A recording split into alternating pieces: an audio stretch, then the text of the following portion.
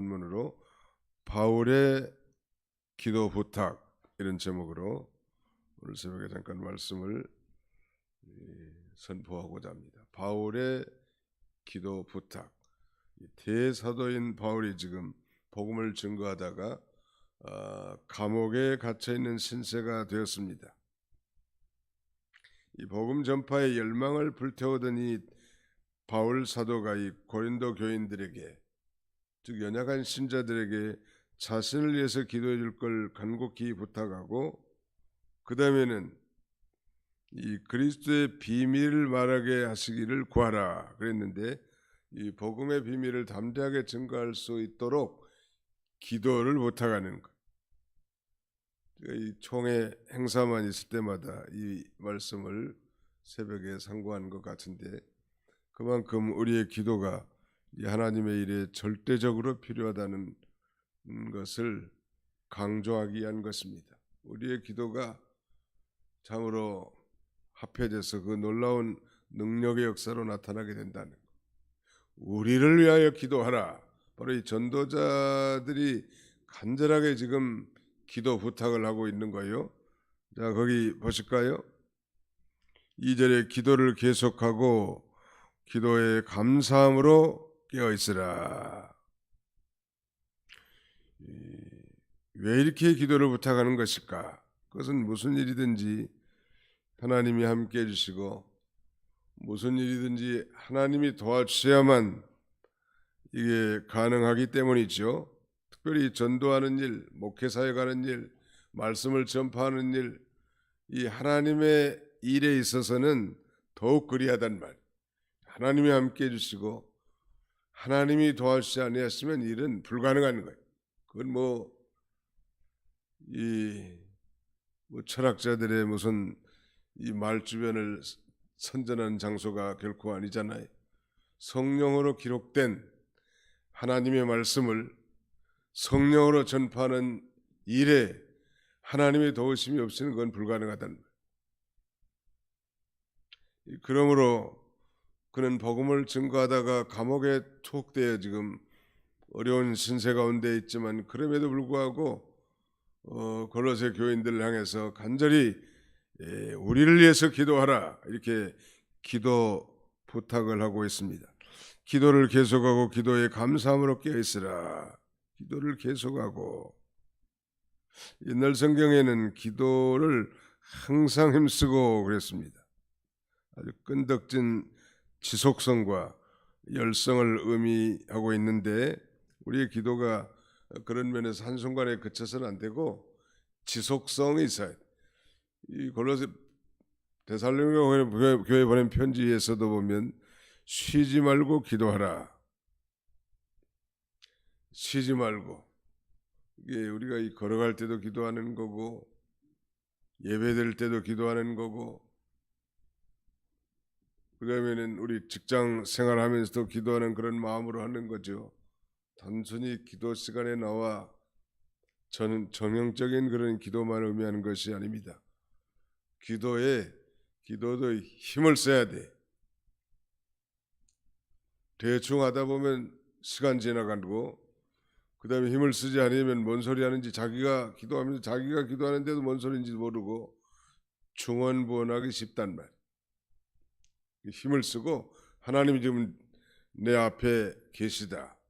그 거룩하신 만왕의 왕이신 하나님 아버지 앞에 나의 간절한 간구와 소원을 아뢰는데 행설수설하고 마음에도 없는 말을 던지고 무엇 때문에 거기에 있는지도 의식하지 못한다면 그니 불쌍한 거죠. 그래서 기도를 계속하고 기도에 감사함으로 깨어있으라고 말합니다.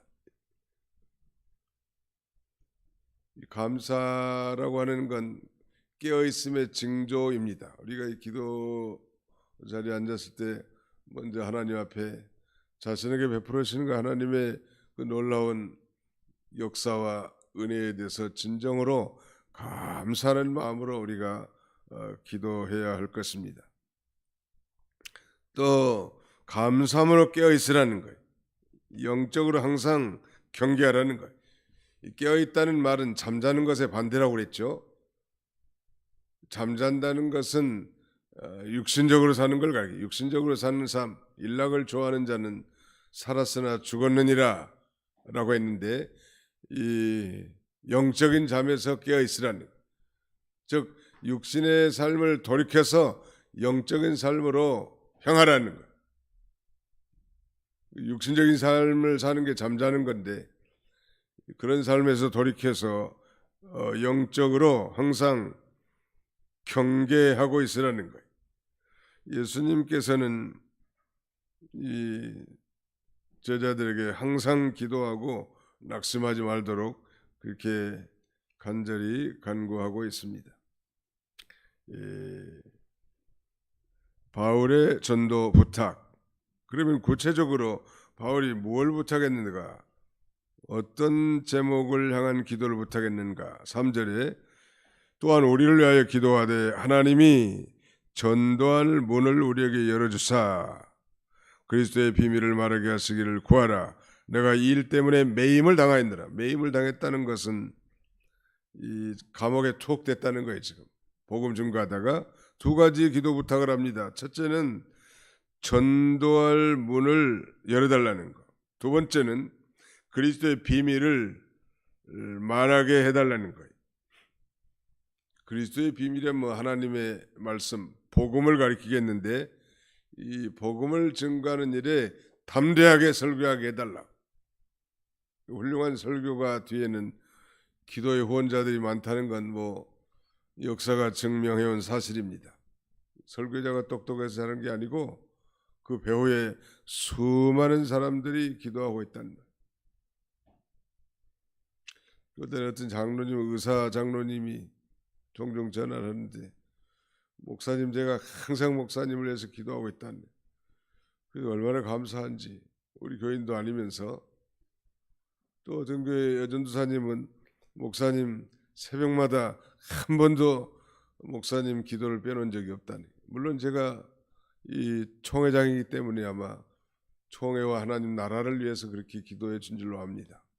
그러니까 이 무슨 직분을 감당하는 것도 자기가 똑똑해서 되는 게 아니고, 많은 그 기도의 후원자들이 있고 훌륭한 설교가의 배후에도 수많은 기도의 후원자들의 그 기도가 모아져서 그 하나님의 일을 잘 감당하도록 그렇게 능력으로 복음이 전파되게 한다는 말.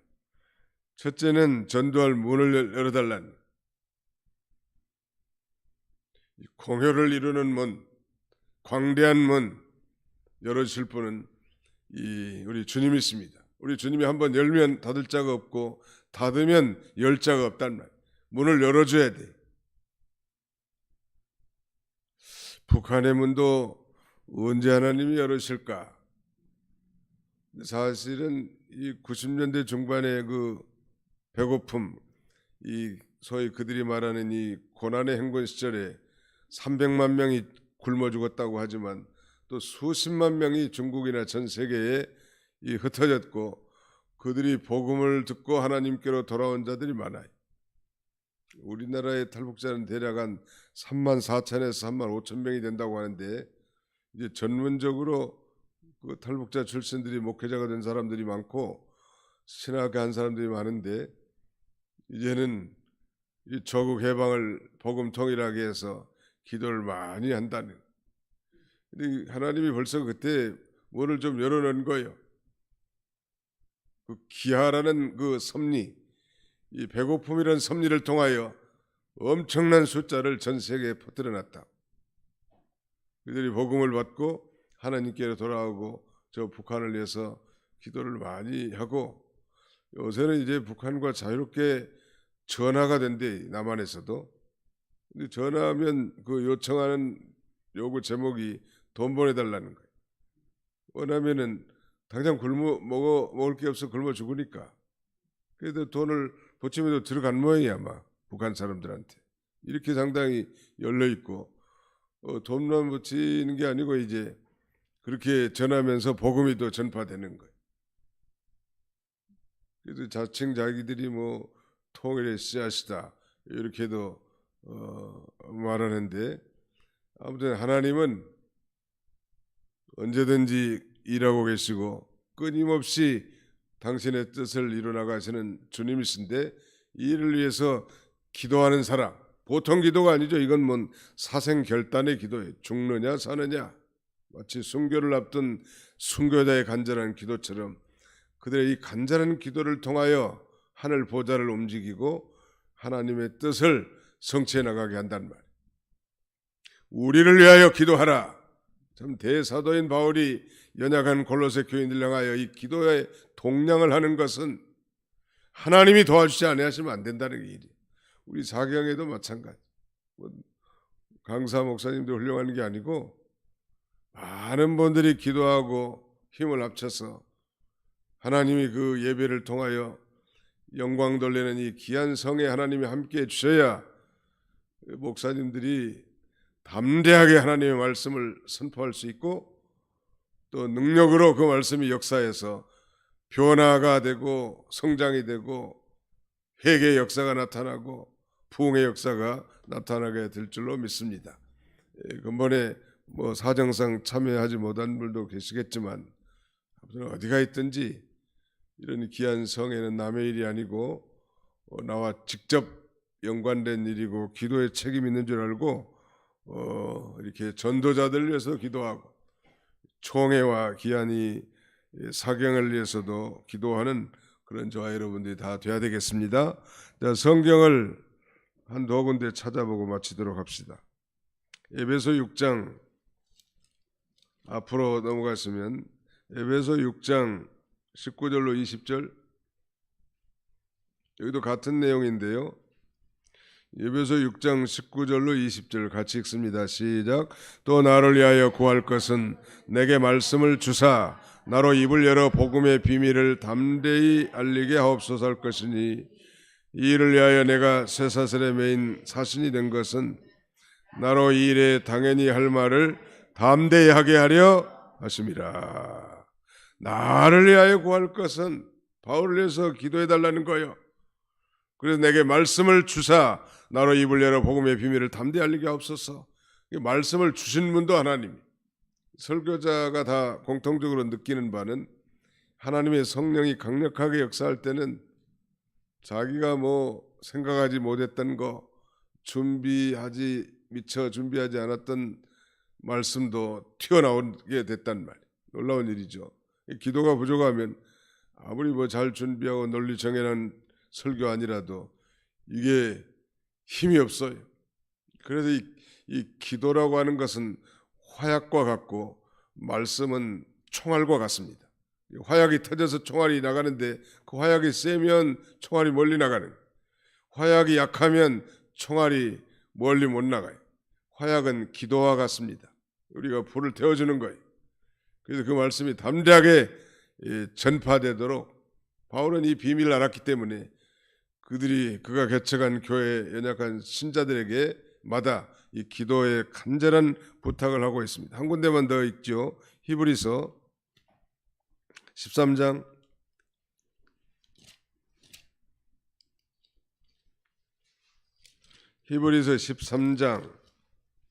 18절 18절로 19절 같이 또 읽겠습니다. 369페이지 히브리서 13장 18절로 19절 시작. 우리를 위하여 기도하라. 우리가 모든 일에 선하게 행하려 함으로 우리에게 선한 양심이 있는 줄을 확신하노니 내가 더 속히 너희에게 돌아가기 위하여 너희가 기도하기를 더욱 원하노라. 여기도 우리를 위하여 기도하라. 아마 히브리서도 많은 학자들은 바울의 이 저작물이라고 이렇게 주장하는 것은 벌써 이 문체가 좀 비슷하잖아요. 벌써 골로새서나 에베소서나 히브리서나 뭐 정확하게 알 수는 없고 주장한 사람들이 양분돼 있지만 그 문체의 특성상 바울 사도가 기록하지 않았겠는가 이렇게 주장하는 학자들도 많이 있습니다.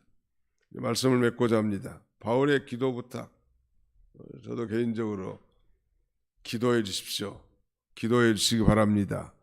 기도하겠습니다. 뭐 이게 통상적인 인사법이 됐지만 형식적인 게 아니고 기도로 도와주는 것이 최고로 도와주는 것이다.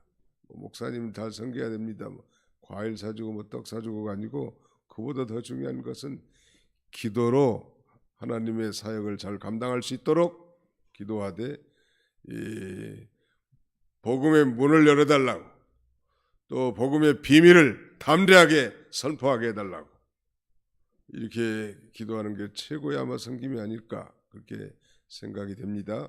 이번 4개월 기간 동안에 무려 9명의 강사 목사님들이 9시간에 걸쳐서 설교하는데 1시간도 빠지 말고 양보하지 말고 그 양보하는 건 마귀 역사에 자기 생각하고 육신의 일을 생각하는 거라. 어떻게든 힘을 써서 내가 9시간을 다 참여해야 되겠다. 첫 시간이 제일 중요합니다. 언제나. 마귀는 그 첫 시간을 빼앗아가려고 하죠. 언제나. 처음 시간, 첫 시간 또 마지막 시간이 중요합니다. 성의 끝날에 하나님께서 큰 은혜를 베풀어 주시기 때문이죠.